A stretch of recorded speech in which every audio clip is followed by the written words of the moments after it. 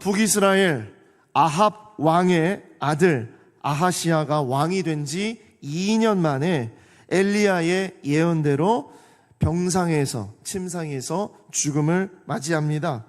그렇게 되고 이제 그 다음 왕이 세워져야 하는데 그 다음 왕으로 북이스라엘의 왕 여호람 왕이 등장합니다. 열왕기 하 1장 17절 말씀입니다. 왕이 엘리야가 전한 여호와의 말씀대로 죽고 그가 아들이 없으므로 여호람이 그를 대신하여 왕이 되니 유다 왕 여호사밧의 아들 여호람의 둘째 해였더라. 자, 여기 보면 아하시야가 병상에서 2년 만에 죽게 되어서 아들이 없어서 아합의 아들이자 아하시야 왕의 동생이었던 여호람을 왕으로 세우게 됩니다. 자, 이 여호람 왕이 어떤 왕이었는가? 그것을 열왕기상 3장, 오늘 우리가 읽은 말씀에 이렇게 말하고 있습니다. 열왕기하 3장 1절부터입니다. 유다의 여호사밧 왕 18째 해에 아합의 아들 여호람이 사마리아에서 이스라엘을 12해 동안 다스리니라. 그가 여호와 보시기에 악을 행하였으나 그의 부모와 같이 하지는 아니하였으니 이는 그가 그의 아버지가 만든 바알의 주상을 없이 하였음이라. 그러나 그가 느밧의 아들 여로보암이 이스라엘에게 범하게 한 그 죄를 따라 행하고 떠나지 아니하였더라. 자, 이것이 바로 새로운 왕 여호람 왕의 이야기입니다. 1절부터 3절에 나오는 이 말씀이 정말 중요한 말씀이에요. 우리가 이 말씀을 잘 생각하고 오늘은 이 말씀을 배경으로 우리가 오늘 하나님께서 우리에게 주시는 말씀을 붙잡기를 원합니다. 자, 그런데 아까 이 여호람 왕이 북이스라엘의 여호람 왕이 이제 새로 등극을 하게 될 때 남유다의 왕의 이름이 서로 좀 달라요. 앞에 열왕기하 1장 17절에는 이 여호람 왕이 됐을 때에 남유다의 왕이 여호사밧의 아들 여호람, 그러니까 이름이 똑같습니다. 북이스라엘 왕도 여호람, 남유다의 왕도 여호람, 이름이 똑같은데 남유다의 왕은 여호사밧의 아들로 그렇게 표현이 돼요. 그런데 열왕기하 3장 1절에 보니까 유다의 여호사밧 왕 18째 해에 아합의 아들 여호람이 사마리아에서 왕이 되었다라고 표현하고 있어요. 이게 서로가 맞지 않잖아요. 뭐가 정말 진짜냐? 두 가지가 다 진짜입니다. 왜 그러냐면 여호사밧, 이 남유다의 여호사밧 왕은요, 하나님께서 태평성대를 누리게 했던 왕이고 하나님 앞에 정직하게 살려고 발버둥 쳤던 왕입니다. 그래서 이 여호사밧 왕은 국민들에게, 백성들에게 인정을 받았어요. 그리고 나라가 안정적이었어요. 그렇기 때문에 본인이 죽어서 왕위를 물려주는 것이 아니라 본인이 은퇴를 하고 왕좌에서 물러나서 자기의 아들인 여호람에게 이제 왕위를 물려줬는데 이 여호람이 왕으로서 잘 성장하기 위해서 뒤에서 섭정을 했던 겁니다. 잘 일어설 수 있도록. 그래서 여전히 왕의 어떤 권력과 또 왕의 어떤 명성과 그리고 이 나라의 진짜 임금은 새로운 왕 여호람이라는 그 아들이 아니라 아버지 왕인 여호사밧이었어요. 그렇기 때문에 이 여호사밧이 나중에 이제 3장에 이 여호사밧 왕의 이야기가 나와야 되기 때문에 지금 북이스라엘의 여호람이라는 왕이 등극을 할 때 남유다는 여호사밧 왕이 있었다라고 얘기를 하는 겁니다. 조금 헷갈리죠?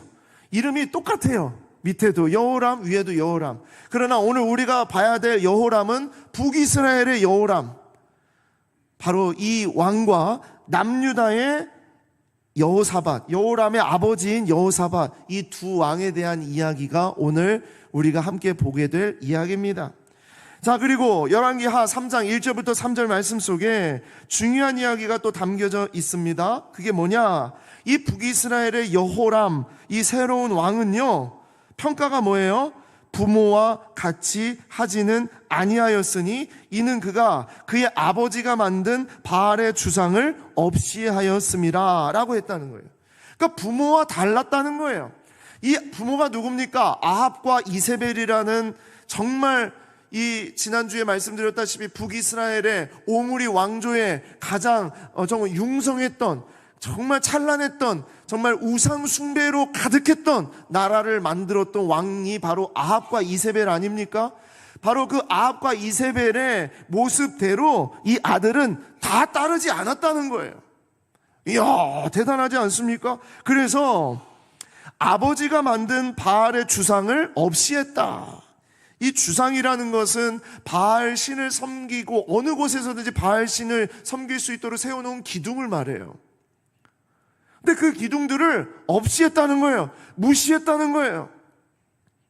야, 이거 정말 대단한 일이죠. 그래서 마치 이 구절은요, 그의 부모와 같이 하지는 아니하였으니 라는 그 말 자체가 그래도 아들이 좀 더 낫다, 아들이 좀 괜찮다, 여호람이 좀 더 낫다, 그 이야기를 하고 있는 것입니다. 더군다나 그럴 이유가요, 여전히 어머니 이세벨 이 여왕이 곁에서 지금 눈이 시퍼렇게 뜨고 살고 있었기 때문입니다. 자, 그렇기 때문에 북이스라엘의 우상 숭배가 만연해 있었는데 그 가운데서 여호람은 그래도 아버지가 세웠던 바알의 주상을 없이 했다라는 거예요. 자, 하지만 하나님의 평가는 달랐어요. 하나님은 뭐라고요? 3장 2절에 그가 여호와 보시기에 악을 행하였다. 여전히 여호람은 악한 왕이었다. 하나님 보시기에 그는 아니었다 그랬다는 거예요. 그러면서 3절에 이렇게 말씀하고 있습니다. 그가 아버지의 주상을 없이는 하였을지 모르지만 3절에 그가 느밧의 아들 여로보암이 이스라엘에게 범한 죄, 그게 뭐냐? 베델과 단에 금송아지를 세우고 섬긴 것과 이로 인해서 백성들이 하나님을 떠나서 죄를 짓게 했던 그것은 그대로 따랐기 때문에 여로보암이 이스라엘에게 범하게 한 그 죄를 따라 행하고 떠나지 아니했다라는 거예요. 그러니까 즉 여호람 왕은 일부는 우상을 없앴지만 나머지 모든 영역의 우상은 그대로 숭배하게 내버려 뒀다는 거예요. 그러면 하나님의 평가는 무엇이냐? 이것입니다. 똑같이 하나님 보시기에 악을 행한 왕이라는 거예요. 사람의 눈에는, 세상의 눈에는 그래도 좀 이 정도면 그래도 좀 괜찮지 않습니까? 이 정도면 좀 그래도 하나님 왕으로서 좀 쓸만하지 않습니까? 이 어려운 걸 했잖아요 라고 말할 수 있지만 하나님의 눈에는 그래도 악을 행하였다. 그게 평가입니다. 여러분, 이것이 우리에게 전해주고 있는 정말 중요한 점이 있어요. 그게 뭐냐? 여호람 왕은 하나님을 전적으로 100% 믿지 않았다는 겁니다. 반은 우상을 향하고 있었고 반은 하나님의 뜻을 향하고 있었다는 거예요. 그러니까 반쪽짜리 믿음이라는 거죠. 그저 부모의 세대보다는 좀 나았고 부모가 세운 우상을 좀 무너뜨리는 거, 그거는 괜찮았을지 모르지만 하나님의 시선에서는 결코 선한 왕이 아니었다. 아버지보다는 나았을지 모르나, 그리고 오래전부터 뿌리내린 우상의 잔재를 다 없애는 것, 그것은 정말 어려운 일이었을지 모르지만 하나님은 이 왕의 중심, 마음의 중심, 그 의지를 보시고 계셨다는 겁니다. 다 꿰뚫어보고 계셨다는 거예요.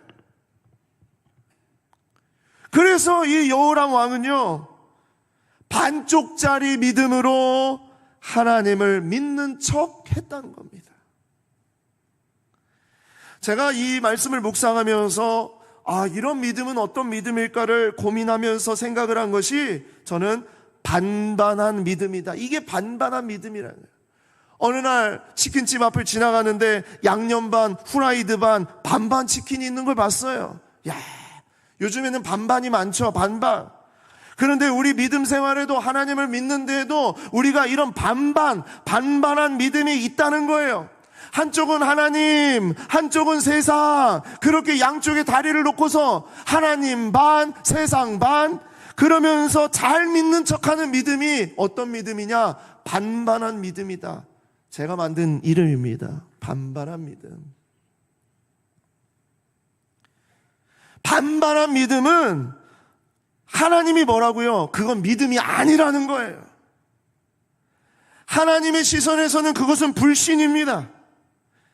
자기 소견에 옳은 대로 행하는 것이고 하나님을 자기가 원하는 대로 도깨비 방망이처럼 램프의 요정 지니처럼 자기 원하는 대로 부적처럼 하나님을 그렇게 자기가 원하는 대로 좌지우지하려는 것, 그게 반반한 믿음을 가진 사람의 생각이에요. 그 믿음이 바로 그런 믿음이라는 겁니다. 여러분, 오늘 본문에 등장하는 북이스라엘 왕 여호람은 바로 반반한 믿음의 대표적인 사람이었어요. 우리는 그의 모습을 통해서 반드시 우리의 삶을 비춰봐야 된다. 왜? 반반한 믿음이 우리의 삶에 너무너무나 팽배해져 있기 때문입니다. 첫 번째로 오늘 이야기 속에 담겨져 있는 반반한 믿음의 첫 번째 특징이 무엇이냐? 자기 힘으로 할 수 있다고 생각하는 것. 이것이 바로 반반한 믿음의 특징이에요. 대표적인 특징입니다. 내 힘으로, 내 능력으로, 내 마음대로, 내 생각대로 할 수 있다고 하는 것. 자기 힘과 물질로 자기의 모든 백을 다 총동원해서 응징하려는 마음. 그것이 바로 반반한 믿음의 특징이에요. 열왕기하 3장 4절에서 8절입니다. 모압 왕 메사가 나옵니다. 이 메사라는 왕은요, 양을 치는 자라고 했는데 양치기라는 게 아니라 이 들판에 정말 어마어마하게 많은 그런 짐승을 키우는 그런 정말 부자, 정말 이 짐승 부자였던 왕이었다는 거예요. 그런데 새끼 양 10만 마리의 털과 수양 10만 마리의 털을 이스라엘 왕에게 바쳤다는 겁니다. 조공을 했다는 거죠. 그런데 아합이 죽은 후에 모압 왕이 이스라엘 왕을 배반을 하게 됐습니다. 열왕기 하의 시작이 바로 이 이야기의 시작 아니겠습니까? 그때에 여호람 왕이 사마리아에서 나가서 온 이스라엘을 둘러보다가 열받은 거예요. 화가 난 겁니다. 자기 아버지가 죽으니까 모압이 배반을 해. 그리고 자기 형이 그 소식을 듣고 난간에서 떨어져서 병들어서 2년 만에 죽었어. 다 생각해보니까 도저히 이건 못 참을 일이에요. 모압 당장 내가 정말 손을 써버려야 되겠다.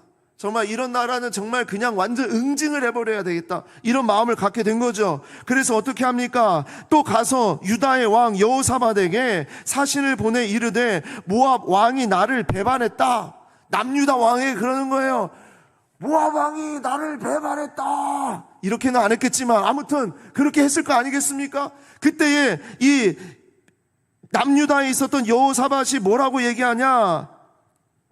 내가 같이 올라가겠습니다. 같이 치겠습니다. 하는 거예요. 그러면서 뭐라고 하냐? 나는 당신과 같고 내 백성은 당신의 백성과 같고 내 말들도 당신의 말들과 같으니이다 하는지라. 이 문장이 정말 중요한 문장입니다.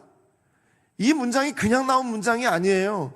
어떻게 남유다 왕이 북이스라엘의 일에 같이 함께 동맹을 맺고 같이 연합해서 같이 그렇게 싸우겠다고 얘기합니까? 그리고 심지어 어떻게 이렇게까지 말을 해요? 배경이 있습니다. 바로 남유다의 여호사밧 왕은요, 북이스라엘의 아합 왕과 서로 사돈지간이에요. 아합 왕이 살고 있을 때 남유다 여호사밧 왕에게 아들이 있었는데 이 아들을 아합 왕의 딸과 결혼을 시켰어요. 그래서 이 두 나라가 그때 서로 사돈지간의 나라가 되었어요.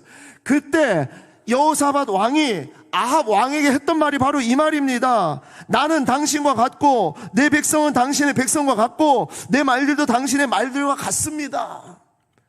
그러니 그 말을 가져다가 그의 아들 여호람에게 똑같이 말하는 거예요.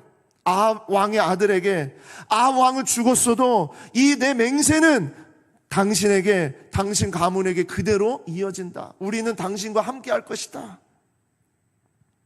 자, 그러니까 8절에 여호람이 이르되 그러면 우리가 어느 길로 올라가리까 하니 여호사밧이 뭐라고 하냐면 에돔 광야 길로 갑시다 그러는 거예요.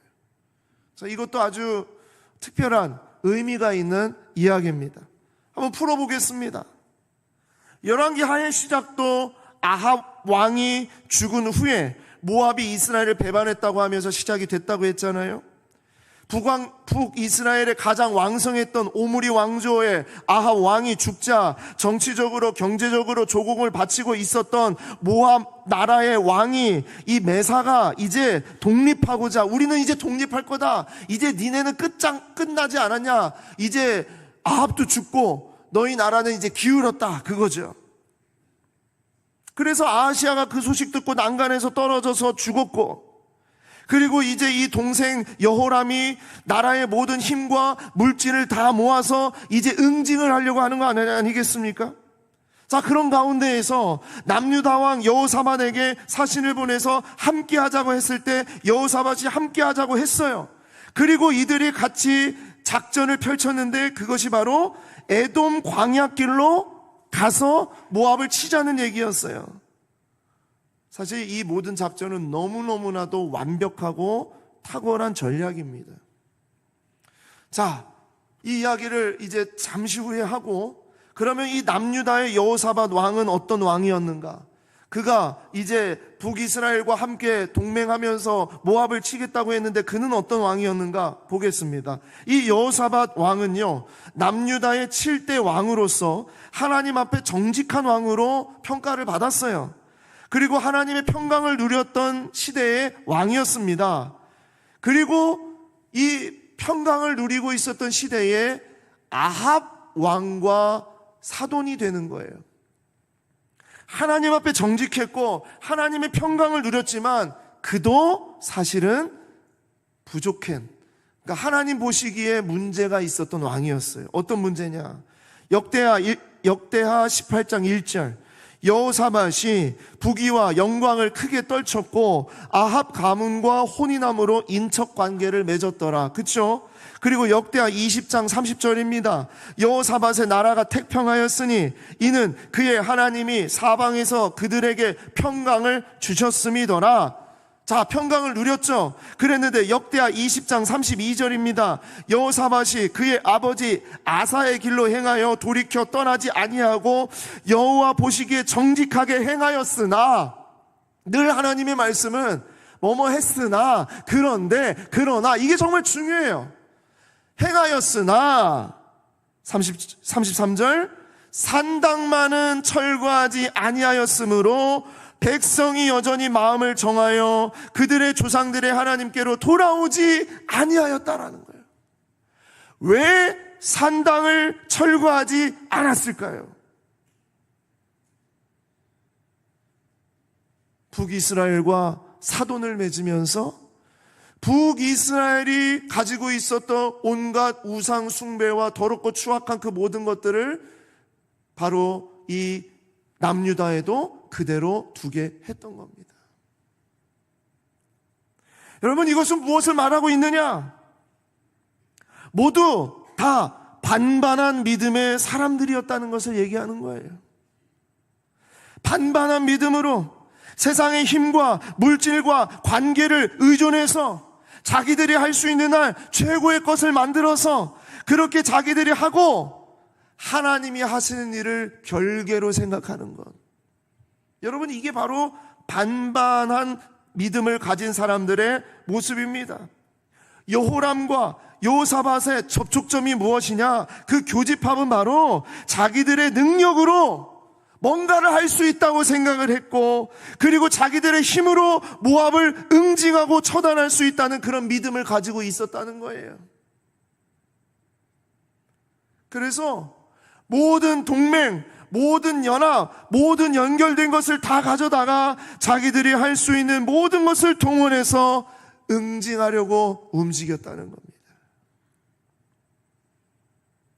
공동의 이익을 위해서, 서로의 욕심을, 서로의 이익을 위해서 모든 것을 가져다가 힘을 모으고 사람을 모으고 정치적인 것으로 권력을 모으고 그렇게 해서 연결해서 모으지만 하나님의 말씀은 하나도 모으지 않았어요. 그들의 계략에, 그들의 모임에는 하나님을 찾지 않았어요. 하나님을 모시지도 않았고 하나님이 거기에는 계시지 않았다는 거예요. 그저 자기들의 분노, 자기들의 어떤 욕구, 자기들이 원하는 것을 자신들의 힘으로 응징하려는 생각. 그래서 어떻게 생각을 했냐? 세 나라가 합치면 모압 정도는 아무것도 아닐 것이라고 생각을 한 겁니다. 여러분, 이것이 바로 반반한 믿음의 특징이에요. 북이스라엘과 남유다가 힘을 합쳐서, 근데 남유다가 그냥 오는 것도 아니야. 바로 아까 말했던 에돔 광야길로 가자고 했던 그 이유가 무엇이냐? 바로 남유다의 속국으로 남유다의 조공을 바치고 있었던 나라가 에돔이라는 나라였는데, 바로 이 에돔이라는 지역을 통해서 에돔의 군대를 가져다가 북이스라엘과 남유다 3국이 합쳐서 모압을 치면 이것은 완벽하게 모압을 무너뜨릴 수 있는 전략이 되는 것이죠. 반반한 믿음을 가진 사람들은요, 하나님께서 하시는 일과 우리의 힘으로 하는 일을 분리해서 생각을 합니다. 그리고 그 계략과 전략이 얼마나 뛰어난 것인지 자랑을 하겠죠. 하지만 반반한 믿음은, 하나님을 전적으로 의지하지 않는 믿음은요, 그 한계가 드러납니다. 그것이 바로 두 번째 특징인데, 반반한 믿음의 두 번째 특징이 바로 이것입니다. 자기 마음대로 시작하고 하나님 탓하는 것. 반반한 믿음의 아주 정말 두드러진 그 실제가 뭐냐? 자기 마음대로 하고선 하나님 탓하는 거예요. 하나님 탓. 자, 열왕기하 3장 9절에서 12절입니다. 이스라엘 왕과 유다 왕과 에돔 왕이 가더니 길을 둘러간 지 7일에 군사와 따라가는 가축을 먹일 물이 없는지라. 자, 이 이스라엘 왕과 유다 왕과 에돔 왕이 같이 이제 한 팀이 됐죠. 팀이 돼서 가는데 어떻게 가냐? 길을 둘러갔다는 거예요. 이게 아주 중요한 이유가 있습니다. 좀 이따 설명해 드릴게요. 자, 길을 둘러가는데 먹일 물이 없는 거예요. 아이고야, 물 생각을 못했네. 모든 전략, 모든 어떤 계획은 너무나 철저했지만, 아니, 이런 빈틈이 있는지 몰랐다는 거죠. 물이 없어요. 그러니까 어떻게 합니까? 10절에 이스라엘 왕이 이르되 슬프다. 여호와께서 이 세 왕을 불러 모아 모압의 손에 넘기려 하시는도다. 얼마나 어처구니 없고 충격적인 고백입니까? 이제 와서 슬프다. 여호와께서 우리를 모압의 손에 넘기시나 보다 하고 이 모든 일을 누구의 탓으로 만들어요? 하나님의 탓으로 만들어요. 그 이야기를 옆에서 듣자 하나님이란 이름, 여호와란 이름을 듣자마자 그제서야 정신이 번쩍 든 남유다의 왕 여호사밧이 이르되 우리가 여호와께 물을 만한 여호와의 선지자가 여기 없느냐? 그랬더니 이스라엘 왕 신하들 중에 한 사람이 대답합니다. 여기에 바로 엘리야의 제자인 바로 엘리사가 여기에 있습니다. 그랬더니 12절에 여호사밧이 이르되 여호와의 말씀이 그에게 있도다. 우리가 정말 이걸 놓쳤다. 우리가 엘리사에게 가야 된다 하고서 새 왕이 엘리사에게로 갑니다. 전쟁을 하러 가다가 멈추고 엘리사에게로 달려가는 거예요. 요 안에 또 하나님께서 우리에게 주시는 정말 그 마음이 있어요. 자, 여기 보면 길을 둘러서 간지 7일이라고 되어 있어요. 말씀드렸지만 이 연합군, 이 삼국의 연합군의 머리와 계산은 그것이었어요. 정말 뛰어난 계산입니다. 왜냐하면 원래 북이스라엘이 모압을 치러 가려면 그냥 직선으로 요단강을 건너서 그냥 팍 들어가면 돼요. 그러면 모압을 칠 수 있어요. 그런데 그렇게 치지 않고 저 밑에 에돔 광야로 돌아갔다는 거예요. 이유가 있겠죠. 왜? 모압이 이미 거기에 군사들을 다 배치를 해놓고 그 전쟁이 어려울 수도 있다라는 계산을 한 겁니다. 그래서 이 에돔이라는 지역으로 해서 내려가게 되는데, 에돔으로 가게 되면 뭐가 가능하냐? 두 가지가 가능해요. 일단 에돔이라는 나라의 군사들을 이렇게 합쳐서 같이 갈 수 있고, 두 번째는 그쪽으로 해서 모압을 칠리라고는 모압은 전혀 생각을 못했을 거다. 이런 계략을 가진 거예요. 정말 뛰어난 전략이죠. 딱 맞아떨어지는 계산이에요. 저는 정말 이건 당시에 자기들끼리 그랬을 거예요. 이야, 천재다. 정말 천재다. 어떻게 이런 생각을 했지? 이랬을 겁니다. 그러면서 처음에는 이 작전을 생각하고서 춤을 췄겠죠. 풍악을 울려라. 정말 이건 우리에게 승리다 하면서 막 작전에 그런 춤을 추었을 것입니다. 그런데 7일 만에 이 모든 계산과 전략이 산산조각 납니다. 물이 문제였습니다. 당시는 건기였고요. 물이 또 말랐어요. 그렇기 때문에 너무너무나 힘들고 어려운 가운데 있었는데, 생각했던 것보다 에돔 광야로 가는 길이 너무너무나 힘든 겁니다. 생각지 못했던 이 길이 너무너무나 힘들었던 거예요. 그리고 고된 길이었어요. 그러니까 모압과 싸우기 전에 모든 군사들이 다 죽을 지경에 이르는 겁니다. 그럴 때 여호람이 어떻게 해요? 하나님을 원망하는 거예요. 슬프다. 여호와께서 우리를 이렇게 불러 모아서 모압의 손에 넘기려 하시는구나. 정말 어처구니 없는 소리입니다. 하나님께 한번 물어봤습니까? 하나님 앞에 우리가 모압을 어떻게 쳐야 됩니까? 모압이 왜 그렇습니까? 우리가 어떻게 해야 됩니까? 그걸 하나님 앞에 물었습니까? 한 번도 묻지 않았어요. 하나님 생각은 했나요? 하나님이 그렇게 엘리야를 통해서 아합 왕 시대에 수많은 기적을 일으키면서 하나님의 말씀을 듣지 아니하면 너희가 죽는다, 너희는 멸망이다, 그런 경고를 받았으면서도 여전히 우상 숭배로 가득하고 있지 않았습니까? 모두 다 자기들 마음대로 시작하고 자기들 뜻대로 행하고 자기들의 힘과 권력을 가져다가 자기들의 전략으로 그렇게 해놓고서는 어려움이 닥치자 하나님 탓하는 거예요. 반반한 믿음은 잘 되면 자기 탓, 안 되면 하나님 탓. 자기 잘못은 생각하지 않고 오로지 남 탓하는 정말 그런 사람의 모습이라는 거죠. 우리가 어렸을 때 아이들에게 가르쳐줘요. 너 사람들 비난하면 안 돼. 너 사람들 손가락질하면 안 돼. 손가락질할 때 한 손가락은 그 사람을 가리키지만 세 손가락은 나를 가리킨다는 거 절대 잊지 마라. 우리는 그렇게 얘기를 해놓고 우리는 우리 힘대로, 우리의 노력대로, 우리의 생각대로, 우리의 전략대로 다 그렇게 해놓은 다음에 하나님은 단 한 번도 찾지 않아놓고서 문제가 생기면 그제서야 하나님 탓입니다. 하나님이 나를 사랑합니까? 여러분, 이것이 반반한 믿음의 사람의 실제예요. 그래도 다행이었던 것이 무엇입니까? 남유다의 왕 여호사밧이 여호람의 이 하나님 탓하는 그 내용을 듣자마자 맞다.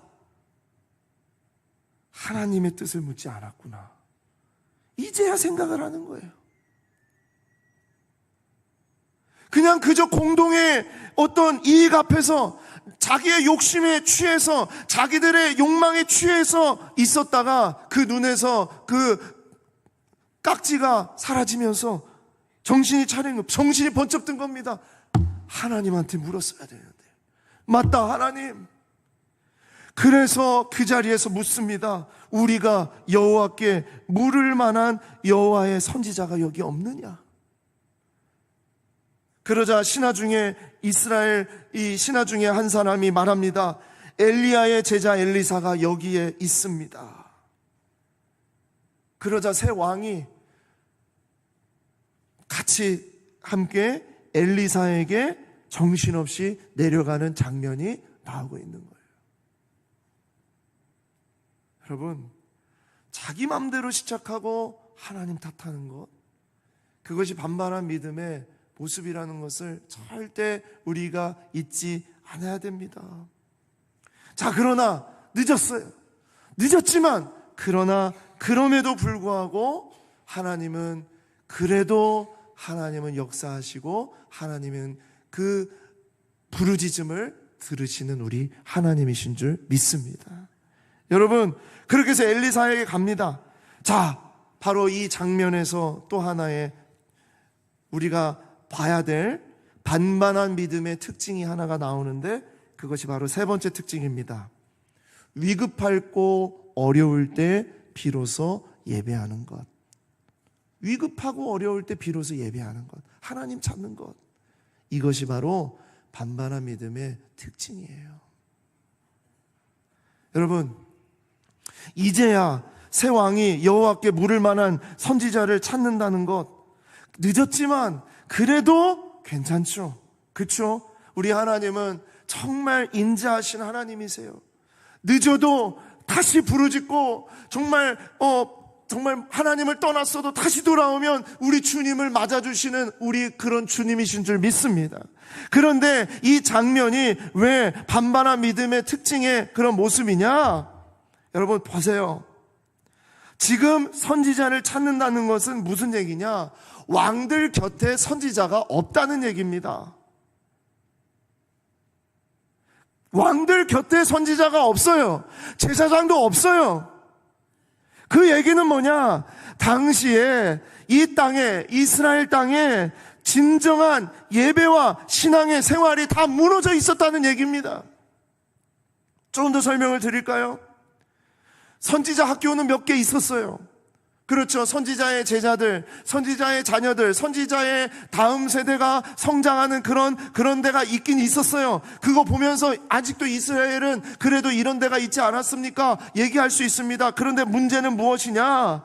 왕 곁에, 정말 이 나라의 모든 지도자들 곁에 선지자와 제사장이 없었다는 얘기예요. 이게 문제였다는 겁니다. 즉 그 얘기는 뭐냐? 그들에게는 예배가 없었다는 얘기예요. 하나님 앞에 제사를 드리지 않았다는 얘기예요. 다윗 왕 때를 한번 생각해 보십시오. 다윗 왕, 심지어 다윗 왕이 아니라 그 전에 사악했던 사울 왕 때도 어땠습니까? 왕들 곁에는 하나님의 사람, 선지자와 제사장들이 함께 있었어요. 그건 무엇을 얘기하느냐? 왕들과 나라의 리더십은 언제든지 하나님 앞에 제사하며 예배드리는 삶을 살았다는 것을 얘기하고 있습니다. 그런데 이제서야 선지자를 찾는다는 거예요. 그것은 무슨 얘기냐? 그 땅은 온 나라와 온 땅이 온갖 우상과 정말 더럽고 추악한 세속적인 그런 이방의 신상들이 가득했다라는 걸 얘기해요. 그래서 아합 왕 시대에 제사장들과 선지자들이 죽임을 당했고요. 그리고 그들은 다 이스라엘을 떠나고 어딘가에 숨어서 선지자의 다음 세대, 선지자의 제자들을 키우는 그런 작은 학교를 그렇게 이끌고 있었다는 얘기예요. 이 이야기가 우리에게 하고 있는 얘기는 뭐냐? 왕과 신하들, 나라와 리더십은 흥청망청 살았고 부귀와 명예, 성공과 황금에 둘러서 그렇게 살면서 자기들 잘 먹고 잘 살고 있으면서 그 가운데 하나님의 말씀에 귀를 기울이지도 않았을 뿐만 아니라 하나님 앞에 예배하는 삶이 일체 없었다는 얘기예요. 그렇기 때문에 엘리사가 너무너무나 화가 난 겁니다. 위급하고 어려우니까 자기를 찾아와.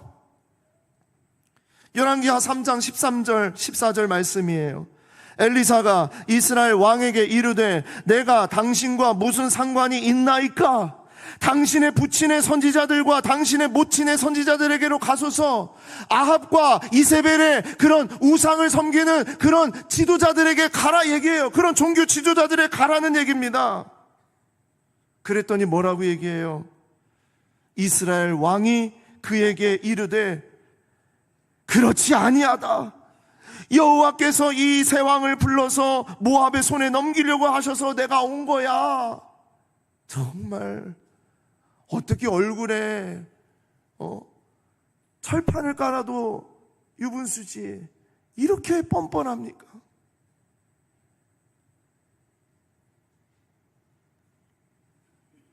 그때 엘리사가 다 알죠. 그 마음을 다 알아요. 그러면서 이렇게 말합니다. 엘리사가 이르되 내가 섬기는 만군의 여호와께서 살아계심을 두고 맹세하노니 내가 만일 유다 왕 여호사밧의 얼굴을 봄이 아니면 여호사밧이 없었으면 나는 당신을 향하지도 아니하고 보지도 아니하였으리이다. 평소에는 예배 한번 드리지 않다가 그냥 자기 잘 나가고 자기 힘과 권세를 누리고 자기의 힘으로 뭔가 하려고 할 때는 전혀 찾지도 않다가 힘든 일이 있고 어려운 일이 있을 때 이럴 때만 와서 그냥 정말 하나님이 나를 이렇게 힘들게 했기 때문에 너를 찾았다 이런 식으로 말하면서 이런 자리에 나오는 그 모습을 보면서 얼마나 화가 났겠습니까? 모든 선지자들과 제사장들을 땅 가운데서 자기 나라 가운데서 다 없애고 그러면서 결정적으로 힘들고 어렵고 이렇게 정말 괴로울 때 그제서야 와서 좀 어떻게 좀 안 되겠냐고. 여러분, 반반한 믿음의 사람은요 위급할 때 어려울 때 그제서야 하나님을 찾습니다. 뭔가 일이 터졌을 때 어려운 일이 생겼을 때 하나님을 찾고 하나님께 예배하러 나오는 것이에요. 하나님은 그 속마음을 다 아십니다. 하지만 우리 하나님은 어떤 하나님이시냐? 그럼에도 불구하고 늦었지만 하나님 앞에 다시 나와서 불쌍히 여겨달라고 간절히 원하는 자에게 응답하시는 하나님이신 줄 믿습니다. 여러분, 그 하나님께서 이제 엘리사를 통해서 역사하십니다. 열왕기하 3장 15절 20절입니다. 이제 내게로 검은 고 탈 자를 불러오소서 하니라. 검은 고 타는 자가 검은 고를 탈 때에, 이게 사실은 우리 말로 검은 고지만 수금입니다. 수금을 탈 때 여호와의 손이 엘리사 위에 있더니 그가 이르되 여호와의 말씀이 이 골짜기 개천을 많이 파라 하셨나이다. 여호와께서 이르시기를 너희가 바람도 보지 못하고 비도 보지 못하되 그런 것이 아무것도 없다 하더라도 이 골짜기에 물이 가득하여 너희와 너희 가축과 짐승이 마실 수 있도록 하실 것이다. 그런데 뭐라고요? 이것은 여호와께서 보시기에 작은 일이라 여호와께서 모압 사람도 당신의 손에 넘기시리리 했어요. 이 일이 작은 일이라는 게 뭐예요? 이렇게 역사하시고 기적을 베풀어 주시는 하나님의 이 일은 우리의 눈으로 볼 때는 놀라운 일이고 기적의 일이지만 하나님께서 하시고자 한다면 이건 아무것도 아니라는 거예요. 당신들이 이 모든 견고한 성읍과 모든 아름다운 성읍을 치고 모든 좋은 나무를 베고 모든 샘을 메우고 돌로 모든 좋은 밭을 헐리이다 하더니 아침이 되어 소재 드릴 때에, 이건 무슨 얘기입니까? 엘리사는 날마다 하나님 앞에 제사를 드린 거예요. 정말 하나님 앞에 예배했던 삶을 살아가고 있었다는 겁니다. 소재 드릴 때에 물이 에돔에서부터 흘러나와 그 땅에 가득하였더라. 이것은 여호와께서 보시기에 작은 일이라. 이게 무슨 뜻일까요? 이것은 정말 기적이 아니라는 거예요. 하나님에게 있어서는 아무것도 아니라는 거예요. 날마다 하나님이 우리의 삶에 이런 기적을 베풀고 계셨다는 거예요. 그런데 너희는 하나님 앞에 매달리지도 아니하고 전심으로 나아가지 않으면서 온갖 우상 숭배를 하고 추악한 악행을 일삼고 있다가 이제야 와서 하나님의 능력을 하나님께서 좀 뭔가 좀 도와주시기를 바라고 있지 않느냐, 그 얘기입니다. 이미 하나님이 이스라엘 가운데 놀라운 기적과 은혜를 계속 부어주고 계시는데 이제야 예배드리러 오고 이제야 하나님 붙잡고 그렇게 나오고 있지 않느냐, 그 얘기예요.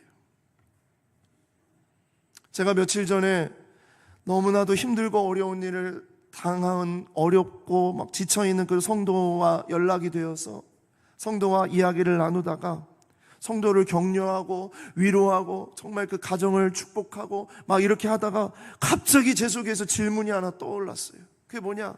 성도님은 예배를 잘 드리고 계십니까? 목사님 죄송합니다. 저 주일 예배 지금 못 드리고 있습니다. 그 얘기를 듣는 순간 제 마음속에 정말 저도 모르겠어요. 왜 그런 말을 했는지 모르겠지만 갑자기 내 마음속에 그 성도를 향해서 정말 이 메시지를 꼭 전해줘야 되겠다는 생각을 했어요. 일주일의 삶이 중요하고 매 순간에 하나님의 통치가 중요하지만 주일 예배를 목숨처럼, 정말 하나님 앞에 드리는 이 예배를 목숨처럼 여기지 아니하면 회복할 수 없어요. 성도님 회복할 수 없어요. 예배가 죽어있고 예배가 세컨드, 예배가 저 뒤로 밀려있고 예배가 차선으로 언제나 그렇게 밀리는데 어떻게 하나님의 기적을 날마다 누리면서 맛보면서 그렇게 살아갈 수 있겠습니까? 왜냐? 하나님의 기적과 하나님의 역사는 날마다 부어주시고 계시는데 예배하지 못함으로 그 모든 것들을 다 까먹고 살아가는 거예요. 예배는 정말 나의 삶이 진짜 하나님께서 통치하시는 삶이라는 것을 인정하고 헌신하는 자리라고 그랬어요. 그래서 제가 그랬어요. 성도님이 주일 예배에 목숨 걸지 않으면, 성도님이 공적인 예배의 자리에 목숨 걸지 않으면 성도님의 자녀들도 목숨 안 겁니다. 하나님 앞에 목숨 안 걸 겁니다. 바빠서요. 어제 일이 너무 많았어요. 또 뭐 일이 많아요. 오늘도 할 일이 너무나 많아요. 뭐 때문에 많아요. 또 뭐 때문에 어려워요. 뭐 때문에 힘들어요. 그래요. 우리가 주님 앞에 예배드리는 삶에 나오는, 주님 앞에 드리는 이 모든 성도들의 삶에 다 바쁘고 힘들어요.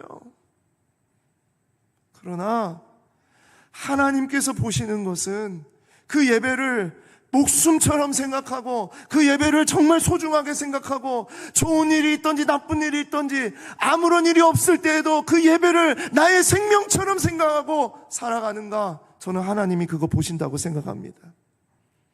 만약에 그렇게 하지 않으시고 바쁜 일이 있어서, 힘든 일이 있어서, 뭐가 이래서 예배를 스킵하시면 성도님의 자녀도 똑같이 그럴 겁니다. 제가 그렇게 이야기를 했어요. 우리가 왜 명절에 고향에 가고 추석 되면 가족들 만납니까? 안 가면 가족이 아닌가요? 아니잖아요. 다 그래도 가족이잖아요. 하지만 우리는 1년에 2번씩 그렇게 모이면서 우리는 한 가족이고 한 핏줄이고 우리가 함께 서로 격려하고 사랑하고 축복하고 지난 날들의 이야기를 나누면서 우리는 여전히 한 가족이라는 것을 생각하고 감사하는 날로 우리가 그게 모이지 않습니까?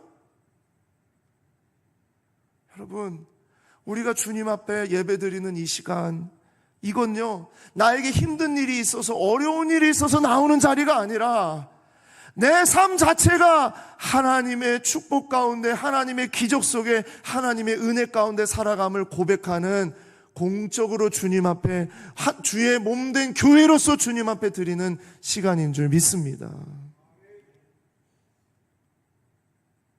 주일 예배는 내 삶의 모든 자리에서 드리는 삶의 예배를 공적으로 드리는 예배예요. 하나님이 일주일의 모든 삶을 다스린다는 것을 개인적인 언어가 아니라 교회, 공동체, 주의 몸된 교회의 지체로서 함께 모여서 드리는 예배의 자리라는 거예요. 나에게 주신 모든 물질이 주님의 것임을 고백하며 헌금을 이렇게 주님 앞에 우리의 마음을 이렇게 이게 다 하나님이 나에게 주신 것에 감사하며 드리듯이 일주일간의 모든 삶이 예배임을 고백하면서 시간과 장소를 떼어서 내 몸으로 직접 주님 앞에 나아가서 드리는 이 시간이 예배 시간입니다. 그런데 이 시간을 해도 되고 안 해도 되고 대충 해도 되고 바빠서 늦게 오고 뭐 때문에 일찍 나가고 뭐 때문에 시간이 없어서 뭐 때문에 이것 때문에 단 우리가 1시간 20분 이 시간을 주님 앞에 드리는 이 시간조차도 나 중심적으로 내 생각으로 내 마음으로 우리가 이 예배를 그렇게 생각을 하고 있지는 않습니까?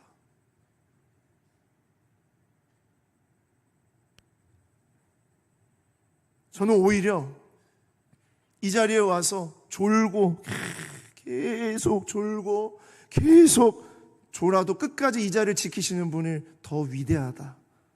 정말 더 축복이다. 예. 어떻게 해서든지 주님 앞에 내 마음을 드리면서 삶이 얼마나 고단합니까? 피곤하죠. 힘들죠. 이 자리에 한번 나오는 것 자체가 정말 너무너무나 힘든 분들이 있어요. 하나님 그 중심 아세요. 다 아십니다. 하지만 정말 우리가 이 예배를 온전하게 주님 앞에 내 마음을 정말 그렇게 담아서 이 시간을 지켜내려고 하는가? 반반한 믿음은 위급하고 어려울 때 비로소 예배하는 믿음이고요. 진정한 믿음은 언제나 어디서나 시간과 장소를 다 정말 모든 것 가운데에서 떼어서 주님 앞에 드리는 시간. 아무 일이 없을지라도 이미 내 삶에 하나님께서 기적을 베푸시고 이미 내 삶에 하나님께서 놀라운 역사를 행하셨음을 기뻐하면서 주님 앞에 드리는 이 시간이 바로 예배하는 시간인 줄 믿습니다. 여러분, 우리가 정말 6월부터 그랬잖아요. 현장으로, 앞자리로, 전심으로.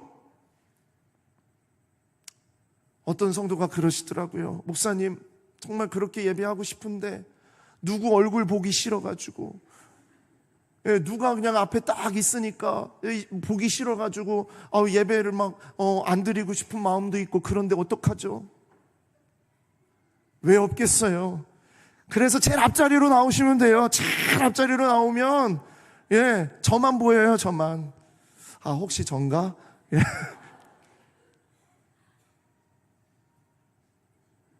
우리가 주님 앞에 예배할 때 사람을 생각하고 사람의 관계가 자꾸 들어오겠지만 단 이 시간만이라도, 일주일에 단 이 시간만이라도 하나님 앞에 하나님만을 생각하면서 온전하게 예배드리는 여러분과 제가 되기를 소망합니다. 말씀을 맺습니다. 오늘 이 열왕기하의 이 말씀, 여호람 왕과 여호사밧 왕이 행했던 이 일은요, 반반의 믿음의 모습이었어요. 나중에 이 결과도 보면요, 이건 승리 같지 않은 승리, 무슨 이게 승리인가 하는 너무나도 이상한 반절의 승리로 끝나버려요. 반반의 인생은 그렇습니다. 여러분, 정말 하나님 앞에 우리가 나아갈 때 반반이 아니라 전심으로 100% 순전한 마음으로 그렇게 주님 앞에 나아가는 여러분과 제가 되기를 소망합니다. 자기 힘으로 할 수 있다고 생각하는 것 내려놓고, 자기 마음대로 시작하고 하나님 탓하는 것 내려놓고, 위급하고 어려울 때 비로소 예배하는 것 내려놓고, 오직 내 삶의 모든 것은 하나님의 능력으로, 이 모든 결과도 하나님 앞에 맡기고, 아무 일 없을 때에도 신령과 진정으로 주님 앞에 예배하는 여러분과 제가 되기를 소망합니다. 기도하겠습니다.